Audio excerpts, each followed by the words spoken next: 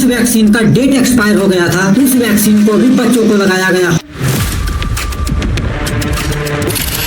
झारखंड के health system से जुड़े कुछ लोग इतना गिर चुके हैं कि नकली दवाई भी बीमार लोगों को देके पैसे कमा रहे हैं।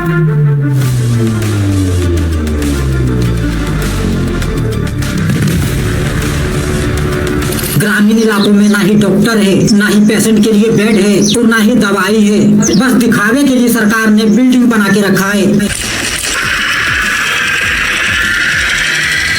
एक रिपोर्ट के पब्लिक होते ही झारखंड के हेल्थ सिस्टम का पूरा धज्जिया ही उड़ गया है। कोविड के समय में झारखंड सरकार को खर्च करने के लिए जो पैसे आवंटित हुए थे उस पैसे को भी झारखंड सरकार ने खर्च नहीं किया। तो भाई आज बात करने वाले हैं झारखंड के बीमार हेल्थ सिस्टम के लूट की और समझेंगे कि कैग की रिपोर्ट आने के बाद झारखंड सरकार पर भ्रष्टाचार का आरोप क्यों लग रहा है। तो भाई नवंबर 2000 में बिहार से अलग होकर झारखंड बनने के बाद झारखंड के खनिज रिसोर्स को देख के लोगों को लग रहा था कि यहाँ के लोग बहुत अच्छे से फले फूलेंगे। लेकिन आज 25 साल के बाद भी फलने फूलने का तो छोड़िए, लोगों को अगर नॉर्मल सा तबीयत खराब हो जाए ना तो इलाज कराने के लिए लोगों के पास पर्याप्त पैसा तक नहीं होता है। और अगर गलती से परिवार के किसी सदस्य को गंभीर बीमारी हो जाए तो परिवार वालों को पेशेंट का इलाज कराने में सांसें फूलने लगता है। कहते हैं ना भाई कि हमारे देश का मिडिल क्लास बस एक मेडिकल बिल की वजह से गरीबी रेखा में जा सकता है। लेकिन अगर झारखंड में किसी परिवार को गंभीर बीमारी के लिए बस एक मेडिकल बिल चुकाना पड़ जाए ना तो भारत सरकार गरीबी रेखा के नीचे एक और लाइन बना देना तो भी वो परिवार उस लाइन में ना आ पाए। इतना खराब स्थिति है राज्य में रहने वाले लोगों की कि क्या ही बताएं। नीति आयोग की रिपोर्ट के अकॉर्डिंग झारखंड के टोटल पॉपुलेशन का 42.16% आबादी गरीबी में जी रहा है। उनको अपने 2 टाइम का खाना जुटाने के लिए भी संघर्ष करना पड़ता है। ग्लोबल हंगर इंडेक्स की रिपोर्ट के अकॉर्डिंग झारखंड की आधी आबादी को भरपेट खाना तक नहीं मिल पा रहा है। झारखंड के 26% आबादी को सिर्फ 2 टाइम का खाना मिल पाता है और 4% तो ऐसे लोग हैं जिनको 1 टाइम का खाना खा के रहना पड़ रहा है। और ऐसे में जिस राज्य में लोगों को भरपेट खाना खाने के लिए भी सोचना पड़ रहा है वो कहां से अपना इलाज करवाएगा भाई। और ये सारी चीजें झारखंड सरकार को पता होने के बाद भी झारखंड सरकार सरकारी हॉस्पिटल की हालत को सुधारने का नाम नहीं ले रहा है और प्राइवेट हॉस्पिटल लूटना नहीं छोड़ रहे हैं। प्राइवेट हॉस्पिटल में तो लूट नेक्स्ट लेवल का चल रहा है। देखिए पिछले 15 साल से सरकार सिर्फ आश्वासन दे रहा है कि हम हेल्थ सेक्टर में काम करने के लिए प्रतिबद्ध है और दूर दराज में रहने वाले लोगों को भी हम बेहतर स्वास्थ्य सेवा दे रहे हैं। इसके अलावा झारखंड सरकार ये भी दावा करता है कि उन्होंने 100 नए अस्पताल बनाए हैं। लेकिन जिस प्लेस में हॉस्पिटल बना है वहाँ पे रहने वाले लोगों का कहना है कि इनमें से कई हॉस्पिटल सिर्फ इमारत है, ना ही वहाँ पे किसी का इलाज हो रहा है, ना वहाँ पे कोई डॉक्टर है, ना ही कोई नर्स है, ना ही कोई वहाँ पे दवाई मिल रहा है। बस सरकार दिखावे के लिए आधा अधूरा बिल्डिंग बना के रखा है। लेकिन इस बात को भी झारखंड सरकार ने ये कह के दबा दिया कि ये बीजेपी का साजिश है और बीजेपी चीजों को तोड़ मरोड़ के पब्लिक को दिखा रहा है। लेकिन सीएजी का रिपोर्ट आने के बाद जब झारखंड सरकार ने 27 फरवरी 2025 को विधानसभा में ये रिपोर्ट पेश किया तो झारखंड के हेल्थ सिस्टम का पूरा धज्जिया ही उड़ गया।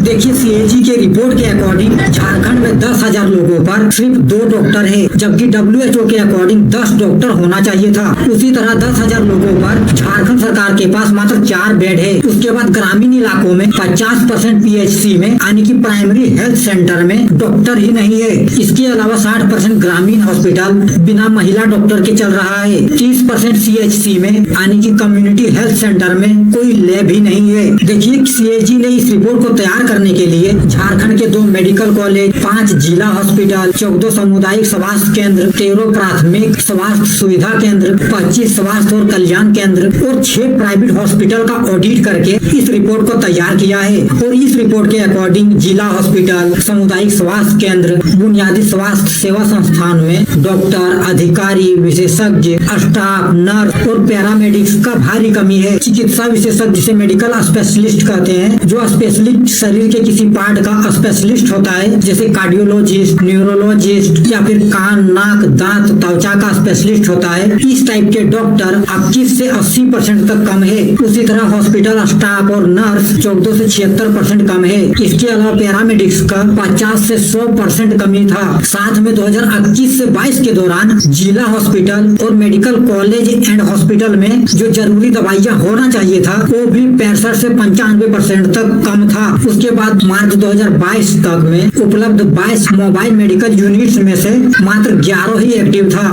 भाई जिन 6 हॉस्पिटल का ऑडिट करके इस रिपोर्ट को तैयार किया गया है, उनमें से भी 3 हॉस्पिटल में पेशेंट के लिए आईसीयू सुविधा नहीं था। यहाँ तक कि ऑपरेशन थिएटर में जो भी ऑपरेशन करने के लिए उपकरण होना चाहिए था वो भी नहीं था। इसमें भी 48 से 67% तक की कमी था। और एक केस में ऐसा देखा गया कि पेशेंट का ड्रेसिंग मोबाइल में जो लाइट होता है उसकी हेल्प से पेशेंट का ड्रेसिंग कर रहे थे। भाई प्रॉपर लाइट तक का जुगाड़ नहीं है हॉस्पिटल में। देखिए झारखंड के 24 जिलों में से 6 जिलों के हॉस्पिटल से इस रिपोर्ट को तैयार किया गया है, जिसमें धनबाद, दुमका, गुमला, गढ़वा, सरायकेला खरसावा और सिमडेगा को शामिल किया गया था। और जिन जिलों में ऑडिट करके इस रिपोर्ट को तैयार किया गया है उनमें से किसी भी जिले में बेहतर ओपीडी सुविधा तक नहीं था। यहाँ तक कि जो नॉर्मल सर्जरी होता है, जैसे अपेंडिक्स या पथरी के लिए ऑपरेशन करना पड़ता है, सिजेरियन डिलीवरी के लिए ऑपरेशन करना पड़ता है, या छोटा घाव या कहीं पे चोट लग जाता है तो उसके लिए ऑपरेशन करना पड़ता है,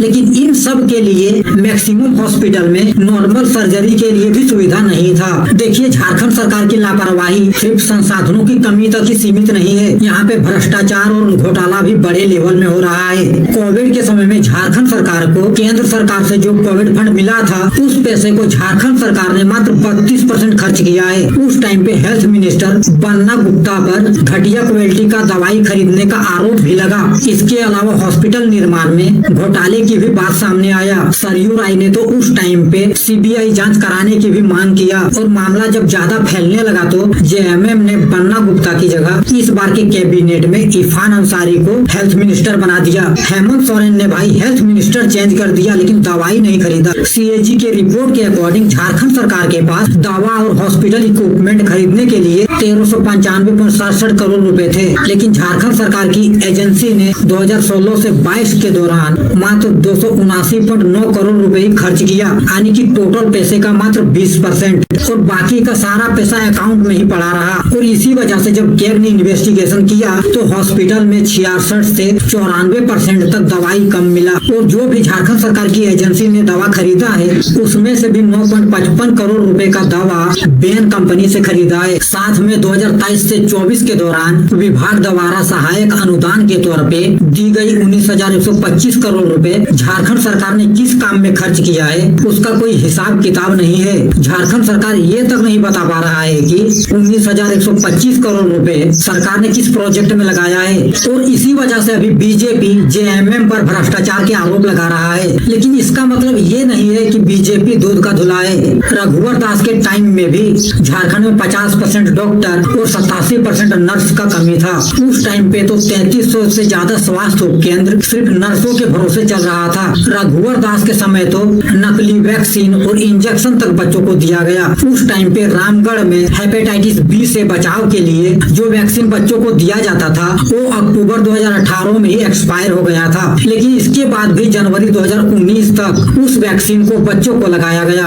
उसी तरह देवघर जिले में डेक्सोना 2 ml की ऑयल को regional drug testing centre Guwahati ने नकली बता दिया था। और सेम उसी तरह कोलकाता की ड्रग टेस्टिंग सेंटर ने इसे सब स्टैंडर्ड बता के रिजेक्ट कर दिया था। लेकिन इसके बाद भी 309 ऑयल नकली इंजेक्शन मरीजों को लगाया गया। भाई ना ही बीजेपी के समय में झारखंड का हेल्थ सिस्टम अच्छा था और ना ही अभी हेमंत सोरेन के शासन में अच्छा है। सब एक जैसे है। गरीबों को जाति धर्म के नाम पे उलझा के वोट लो और अमीरों की सेवा करो। 2021 की एक रिपोर्ट के अकॉर्डिंग झारखंड में 3.29 करोड़ की आबादी के लिए सिर्फ 291 प्राइमरी हेल्थ सेंटर है, जबकि हमें 1096 प्राइमरी हेल्थ सेंटर की जरूरत है। उसी तरह कम्युनिटी हेल्थ सेंटर की संख्या भी जरूरत से 32% तक कम है।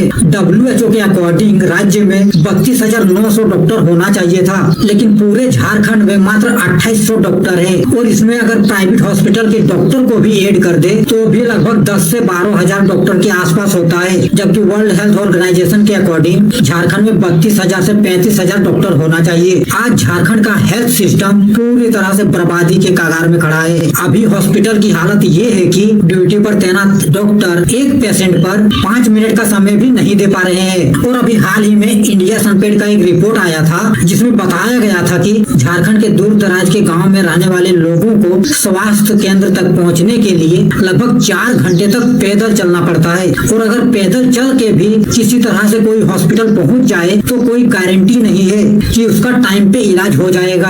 अभी भाई कुछ साल पहले की घटना है जहाँ 42 साल के रुडोल्फ कुजूर नाम का एक व्यक्ति अपने बच्चे को लेके रांची के 3 हॉस्पिटल का चक्कर लगाता रहा, लेकिन टाइम पे बच्चे का इलाज नहीं होने के कारण उनको अपना बच्चा खोना पड़ा।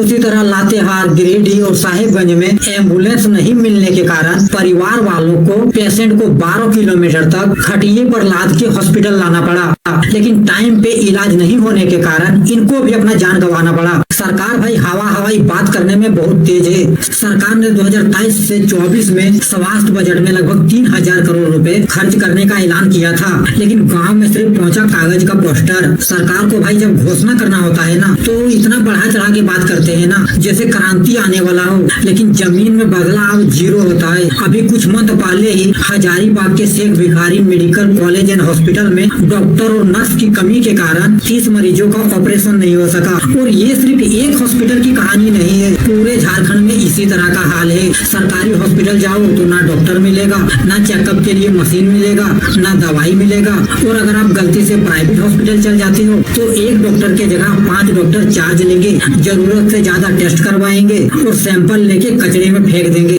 आज कमाने खाने वाला इंसान कंफ्यूज है, करे तो करे क्या। झारखंड सरकार का हेल्थ सिस्टम सिर्फ कागजों में ही चमकदार दिखता है, रियल में यहाँ के लोगों को इतना जूझना पड़ता है ना कि क्या ही बताएं। आज भाई झारखंड का हेल्थ सिस्टम खुद ही बीमार हो गया है, तो ये कहां से लोगों को ठीक करेगा। और इसका जिम्मेदार सिस्टम और सरकार के साथ साथ यहाँ का पब्लिक भी है, जिन्होंने इस घटिया सिस्टम के खिलाफ आवाज उठाने की जगह चुप्पी साध रखा है। याद रखिए, सरकार हर 5 से 10 साल में बदलेगा, लेकिन अगर हम चुप रहे तो झारखंड का हर नागरिक इस भ्रष्ट सिस्टम का शिकार बनता रहेगा। इसलिए अपने अधिकार के लिए आवाज उठाइए। तो भाई हम नेक्स्ट वीडियो में प्राइवेट हॉस्पिटल के लूट के बारे में बात करेंगे। तब तक के लिए जय हिंद, जय भारत।